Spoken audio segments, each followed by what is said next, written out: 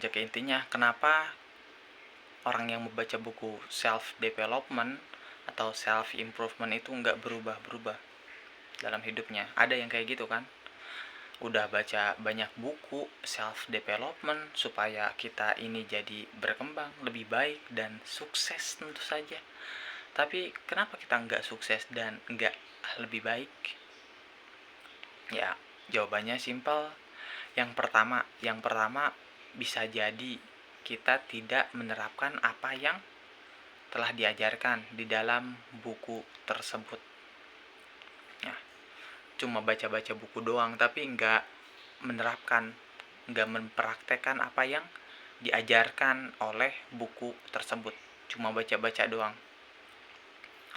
Udah satu buku beres, beli lagi buku yang kedua, buku yang ketiga, buku yang keempat, dan lain sebagainya terus. Tapi minim praktek, bahkan enggak praktek. Terus yang kedua, menurut gua karena kita enggak sadar. Enggak sadar apa? Enggak sadar tentang kondisi kita. Enggak semua teknik, enggak semua tips di dalam buku self development itu sesuai dengan diri kita.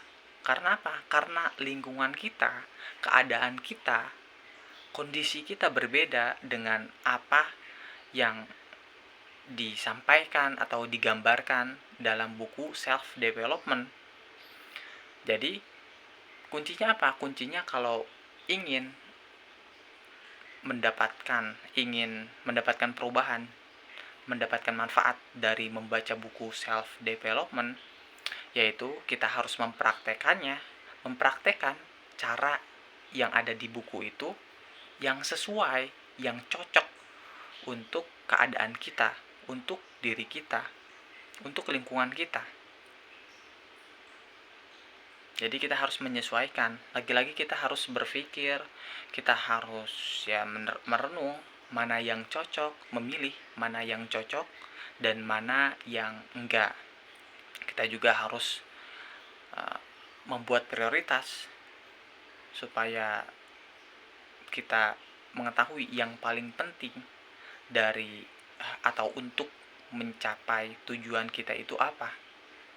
Bukan cuma kita membaca buku doang, tapi kita melakukan apa yang harus kita lakukan agar kita mencapai tujuan yang kita inginkan.